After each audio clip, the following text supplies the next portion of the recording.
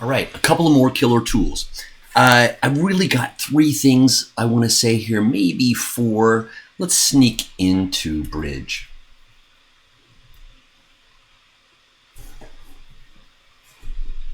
All right, more killer tools. Bonus two. Let's talk about noise reduction.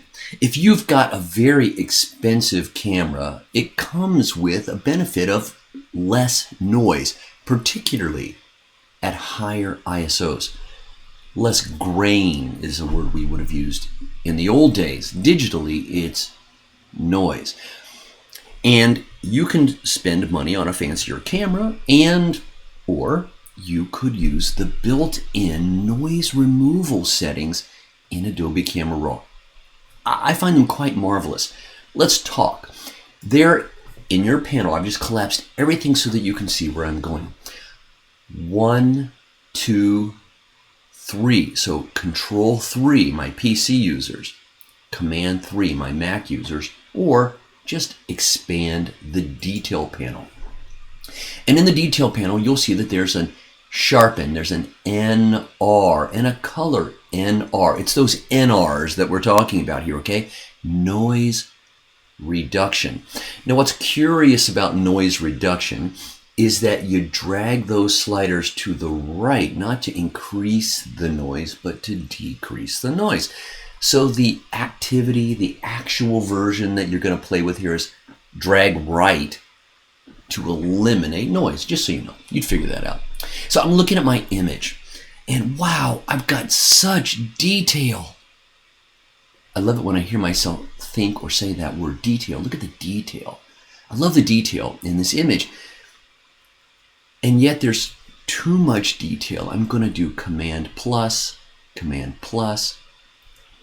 then hold my space bar, which turns into my hand tool and lets me sort of scroll, okay? Yeah, a little too much detail in the background here. In fact, that's obvious noise. Now, there are two flavors of noise, as you might see here. I'm going to start with the second of the two flavors of noise, color noise. Notice that below color noise, there are two sliders that are grayed out, because if the values are set to 0 for color noise, they are not yet accessible. As soon as I dial it up to something, those two drop down. All right, so color at 0, color noise reduction at 0, nothing. Same with regular noise reduction. What do you mean regular? Color noise reduction, I would refer to as confetti noise. When you zoom in and you see multiple colored pixels, it really looks like confetti. Red, greens, blues, all sorts of combinations of colors. You can only remove that effectively quickly without getting caught with the noise reduction. So color confetti, noise reduction. Well, what's left? Well, in this case, I'm not seeing colored confetti. I'm seeing just black and white and dark and light. And that's what I'm referring to as regular noise reduction. Noise reduction. I'm going to play with NR, noise reduction, and I'm watching my image reduce. Wow, reduce in noise. I'm going to zoom back. I've still kept the details that I love on my lizard, but I have in fact removed the noise from my background. I'm going to hit the letter P for preview again. Wow. Big diff. Now it looks to me like the only area on my image that may have paid a little price for my noise reduction is the pupil of that lizard, that anole. It looks like it came a little bit too harsh, but I'll show you in the future when we do some custom color tricks, some advanced tricks for my end users. I'll show you how we can edit that in a separate way. So for now, noise reduction, color noise reduction. I'm going to hit cancel. Let's find another image.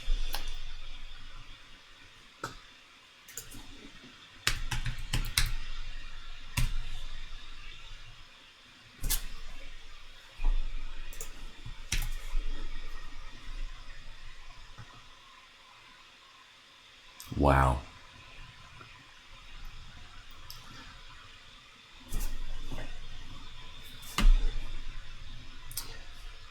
Well, we found a prime example of what I'm referring to as color noise, that color confetti.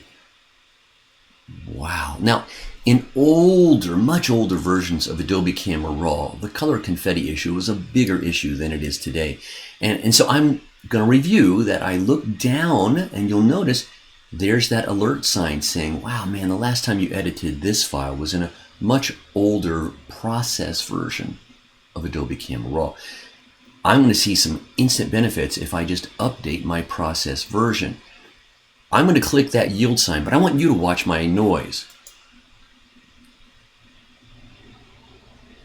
I don't see much of an improvement yet. But I will, because color noise can be reduced without great cost. There. I can reduce the color noise, the confetti, really easily, and without, I could really go quite far on that slider. I can't go that far, honestly, on my black and white noise reduction, which is what's left. It's the luminosity is what they call it, noise. Luminosity, changes in luminosity, light versus dark. Let me revert, go back in and let you see what I'm talking about when I say color confetti. You see all of those different colors in the background. If I dial my color noise reduction, all those colors went away, and what remains is the luminosity noise reduction. So I'm grabbing the NR next.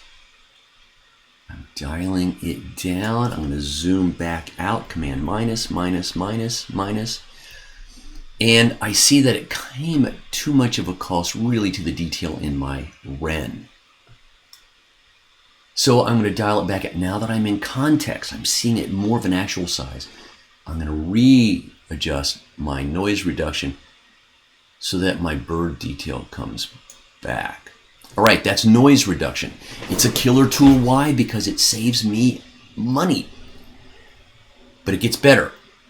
That's global noise reduction. Global noise reduction.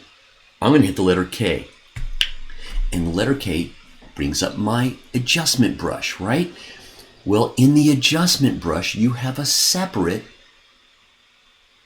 NR slider. And I can dial it, again, to the right to reduce noise. And I could more cautiously do my best to paint out the noise where I don't prefer it shows. In fact, that's really everywhere, except on my bird, right? My Ren. So I'm doing a semi-careful job just getting around the Ren, and I'm going to dial that noise reduction, now that I can see it, back to where it's not so nasty. Super cool. I can paint with noise reduction, another killer tool, within this killer tool, the adjustment brush. In the future, I'm going to show you an even cooler way to make that work. But for now, that was noise reduction. Right, here's an image that suffers, as all images do, from distortion created by my lens. The more money you pay for a lens, the less distortion there will be. But very expensive lenses still have some distortion. Adobe Camera Raw has built into it. I'm going to collapse the panel so you can see it. Another killer tool. It's under 1, 2, 3, 4, 5, 6 optics. Hey, optics. We've been there before, I believe. Optics. And we're going to see manual, which is where we earlier discovered the vignette that automatically let the middle of the image stay bright. Vignette. Now I'm taking you to profile. 2 tabs within optics. Profile. Now, before I solve my problem, let me show you my problem. If you look at these gray background wall stripes, particularly the top one, you can see that this line begins relatively, I don't know, low, but it extends up. It goes up, up, up, up, and then it bends back down again. There's a little bit of a distortion there. There's a little rounding distortion. I can show it to you quickly by just hitting the fix. Under Profile, use Profile Corrections. What does that mean? Some genius built a correction for my very specific camera and lens combination. And Adobe Camera Raw is going to automatically know which lens camera combination I used. How does it know? It looks in the metadata for each photograph, and it applies the appropriate lens correction for distortion. Oh, enough talk, Rick. Just do it, because it's pretty quick. Use Profile Correction. I'll put a check in that box. Look at the difference, back and forth, on and off. You can see it's eliminating a very subtle distortion. That's the killer tool. That's really the killer tool in a nutshell. But if I look next door, there's a little twisty arrow. When I click it, you can see what it chose.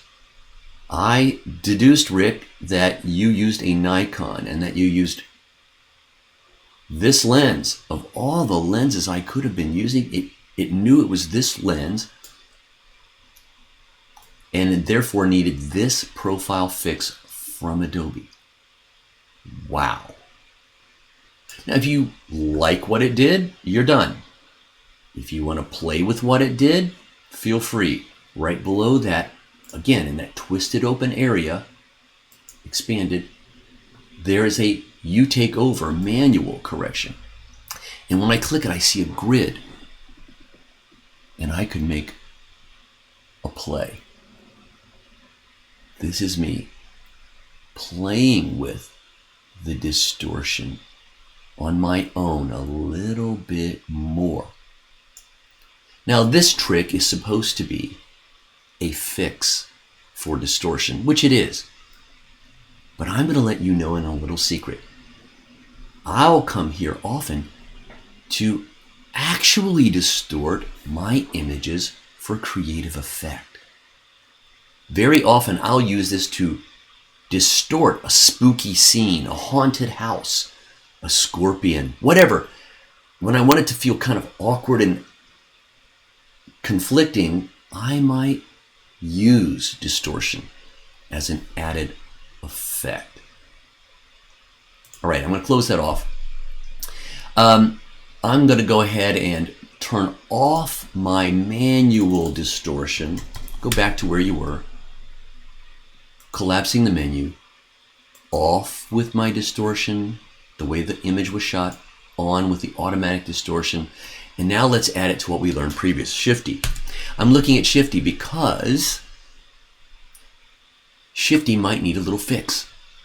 Click and drag. I've taken out the distortion, but now I want to straighten that line and number two, I need at least two, and straighten that line. Wow, distortion's gone and I've straightened the top and the bottom.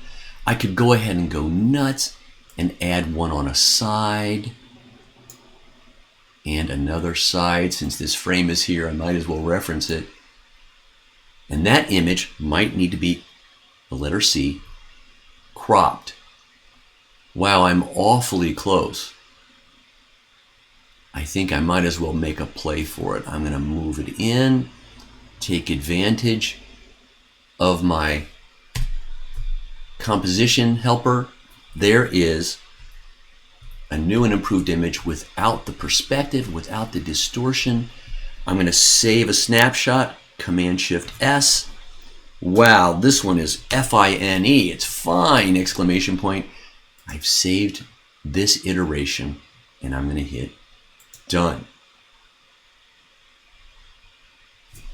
That's it. I'm going to fade, set up another demo, and come back. Chromatic aberration. The cheaper a lens, the less well-made a lens, the more a problem occurs with the focusing of each separate color of light, each light band that humans can see. I'm not going to go too in depth on what humans can see, but let's suffice it to say you've often been told incorrectly what the primary colors are. Based on human eyesight, humans can actually only see 3 colors. Humans can only see 3 wavelengths of light: red, green, and blue. And pure white light is the combination of all 3, red, green, and blue. In fact, human beings can't see quote-unquote white light. We can't see it. Our eye-brain combination doesn't reveal it. It's this trick of red, green, and blue combined that make me think I see white. The problem is those wavelengths don't enter a single lens at the same straightness, okay? If you throw a dart through your lens, a dart of light through your lens, the blue light will go one way, the green light will go another way, and the red dart light will bend another way once it hits the lens. That's what happens. And so that problem needs to be corrected. If I throw a dart of blue light at my lens, I want the lens to bend it to the target. Red goes here, but I want the lens to bend it to the target, and green, so that all 3 wavelengths of light will focus in the same location. Better lenses do a better job. Almost all lenses do a sufficient job of bending it right to the center, right to the target, the bullseye. But they don't all do a great job. As it gets closer to the corners and the edges. And this problem is really exacerbated with wide-angle lenses that have the hardest time getting the light right on the edges and the corners. Case in point, I'm going to zoom in. You may not have seen this when I opened it, but now that I draw your attention to it, what in the world is going on with this purple and then blue edge? I'll tell you what's going on. Chromatic aberration. Doesn't anybody just speak regular language anymore? Chromatic. Chromatic means color. Aberration, badness. It's color badness. Well, that's what I was thinking when I looked at it. I just didn't know it had a very technical term. Chromatic aberration. Well, again, under optics, where we saw the distortion or the lens fix profile is remove chromatic aberration. It gets rid of the color badness. Click. Just like that. It's built to work. Man, I love that.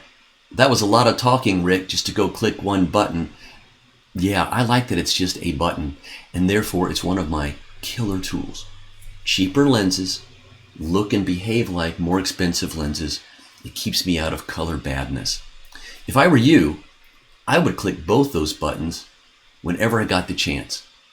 Chromatic aberration and that distortion profile correction.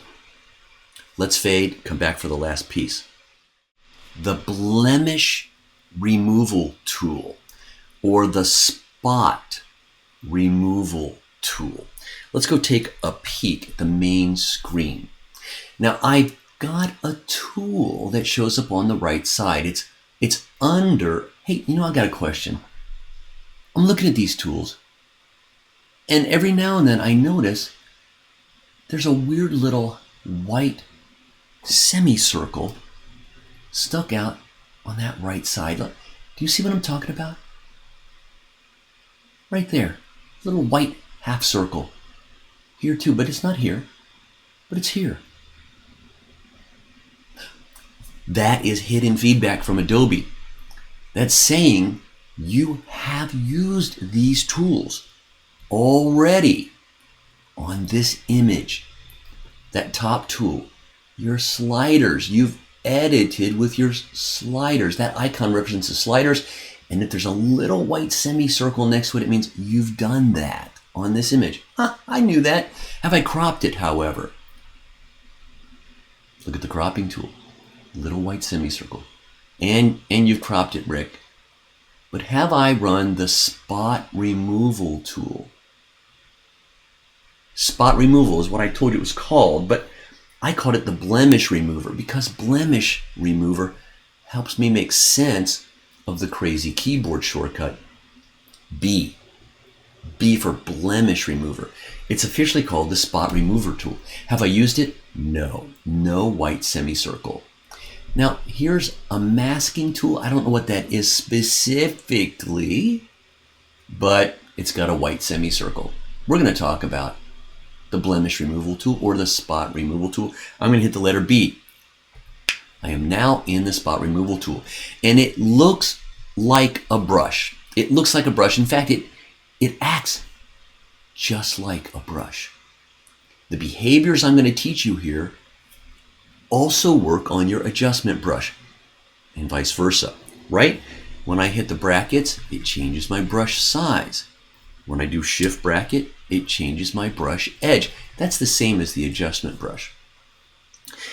I didn't teach you this when I showed you the adjustment brush because I love this for the spot removal tool. We'll come back. Hey, spot removal. That spot right there needs to go away. Why? Well, images are usually better images the more minimalistic or simplified they become. There's a lot of schmutz. There's a lot of stuff around this image.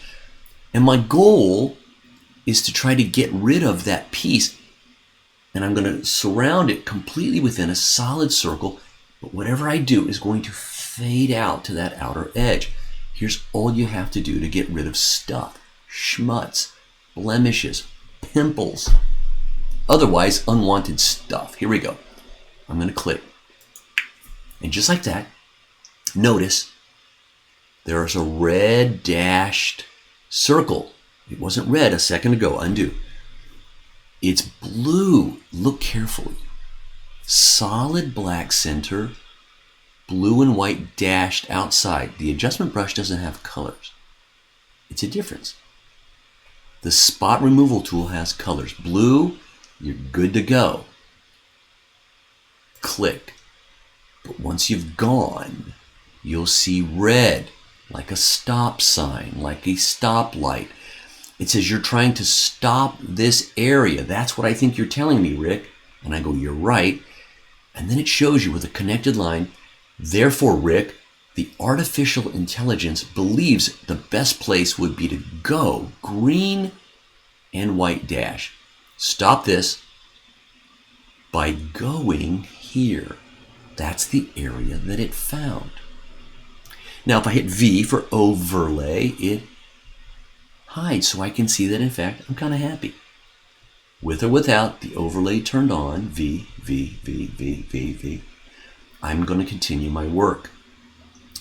I can't quite get that schmutz plus its little shadow at the same time, so I'm going to up my brush size and click. It stopped that by going somewhere else. Where did it go? I had hid my overlays. But notice this time it didn't go in the same direction or even the same distance. The artificial intelligence says, well, if you want me to stop that, I need to go here. Brilliant. V. Click. You go away. V. Hey, this game's fun. As small as I can get away with, I'm going to get away with. I'm changing my brackets. Click. Gone with the schmutz. Ooh, this guy's going to be really tricky. Why? Here it comes. Very tricky because when I drag, when I get a big brush, it's going to get rid of some of my dirt. Let's try it. Click. Oh, not good. New trick. Here's the trick I didn't show you with the adjustment brush, but also works with the adjustment brush. I'm going to get a much smaller brush. I'm going to get a brush that's about the size of the twig. Yeah, just about that. Now I could click and drag on that in any order and release. It got pretty close. Look, there's a little bit of the twig showing. I've got two choices now. I can drag over it again, but only if my overlay is hidden. When you try to drag over it again, when your overlay is not hidden, it thinks you want to move, change the artificial intelligence choice to a new area. That's not it. So it's useful to know that you can hide the overlay and run it a second time, a third time. Without the overlay turned on, you get away with murder. And you'll notice here that I'm not just clicking as I had in the beginning. No, now I'm clicking and dragging. You can click and drag something different, something larger than just spots. Worth knowing. All right, here we go. You know you can click and drag with the adjustment brush, but did you know that on straight lines, it's very helpful not to have to click and drag down that thing. I could, but I want you to notice that you can, here we go, click and shift click at the other end. And it draws a straight line for you. Click, shift click at the other end. It draws the straight line for you. Click, shift click, it draws a straight line for you. Oh, these are going to be a lot easier because these were straighter to begin with. Click at one end, shift click at the other end. It does it for me. Click, shift click at the other end. It does it for me. Well, that's pretty easy to do. I'll just make a bigger brush that goes click, shift, click. Nice and straight. Now notice how many times I went over that area. Multiple times. I couldn't do it if my overlay were showing. That's it. The adjustment brush, click on the marks that are driving you crazy, or click and drag on the marks that are driving you crazy. If you like the result, you're done. If you don't like the result, turn off your overlay and keep applying. Keep applying. Keep applying. Or you can pretend you're asking Adobe Camera a question like, why did you do that? Why did you do that? The question mark. If you've just performed a blemish removal, notice when my overlays are on, it says you got rid of this, Rick, and I took you there to do it. But you can always say whether the overviews are on or off overlays. You can hit the question mark key. Why? Every time you tap it, it finds a different location. Question mark, question mark, question mark, question mark, question mark, question mark. If you don't like the original result, you can question it. For giggles, watch. Special magic trick you wouldn't think you could do. I'm going to choose to remove, or am I, these red leaves. I'm choosing a fairly large brush size.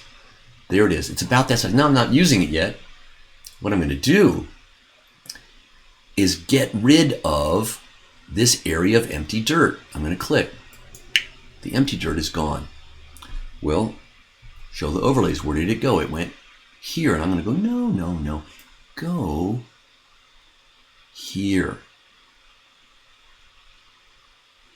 It looks like it's cloning, replicating, duplicating that red.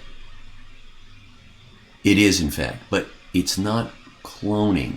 Look up, and in the blemish tool, there's something 80% better than cloning, and it's called healing. There's cloning, and there's healing. Cloning, let's delete. When I turn on my cloning and do that to that area, it duplicates everything about that area.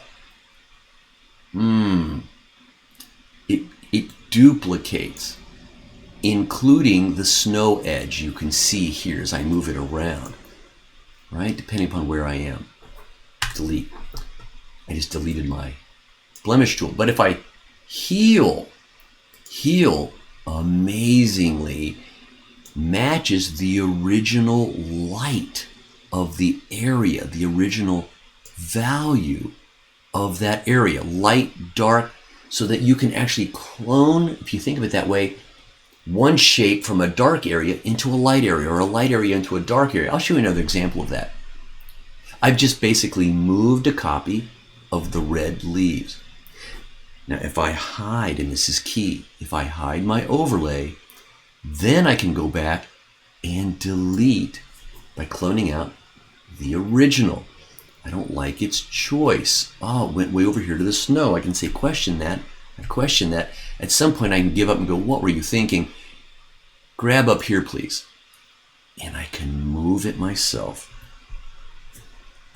I don't want to get caught. So now it looks like I see this twice.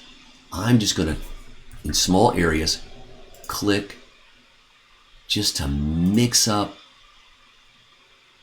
the details. What I've done there maybe is drawn the viewer's eye to the red shape, which is more central than over on the edge. These are choices. These are alternate choices you can make with the blemish or the spot removal tool. I do use it to get rid of spots. Here's another image. With my overlays on, you can see that in the past I did that, and apparently here, and apparently here. Look at all the little spots that have been done. They have been done. And if I want to go back in the blemish spot removal tool panel, I want to go back to before I did those things, that's what its reset button does. I'm going to click it. And you can see where I began. There's a car in the lower right. Oh, that must be a road. There's a car with a couple of street signs at the bottom. It looked like there was some sensor dust on my camera sensor. I'm going to undo, Command Z. So I want you to know you can undo all of your previous marks if you chose to in the panel. If you just want to undo one at a time, just click it and hit delete. And just that one will disappear. At any moment in the future life of this document, you can choose to get rid of one or all of your spot removals. All right, back to a game you wouldn't normally want to play. Let's just say that you want to crop your image. I'm going to unlock my constraining. You want to crop your image to a square for Instagram or Twitter or who knows, whatever reason you'd like a square. Well, I can't get away with a square, can I? Because if I do, where's the hot air balloon? That's going to be a problem. Of course it is. And so what I'm going to do is get my blemish removal tool. Wink, wink. I'm showing you one of my favorite magic tricks. It's not a blemish removal tool. It's going to be an object moval. I'm just moving an object. Here's how it works. Grab your pencil. You've seen me do it with the red leaves. I'm now going to do it with the hot air balloon. I want it to look like he's looking at the hot air balloon right about here. I'm going to get rid of right about there. Click. But remove it with what? With with the hot air balloon. Now you'll notice the difference in values in shading from there to here. That's the benefit of Heal. Heal says you've taken a hot air balloon from a darker region of the photo, but here it would actually be lighter. It solves that problem for me. That's crazy. Now I can crop. You've got to be kidding me. For real. Nobody will catch me. It looks like that's where it was. And by the way, I don't even consider that cheating. That's my photo. It was there. It is there. But now that I'm looking at this, it looks to me like there's some color confetti noise. I'm going to go deal with that under that detail panel, but you already know this. You don't need to stick around for this. There's confetti noise, and I just removed it all, and I'm left with the luminance noise, and I can take care of that, and it's almost like you don't need me anymore. Oh well. That's the end of bonus video 3 for week 2.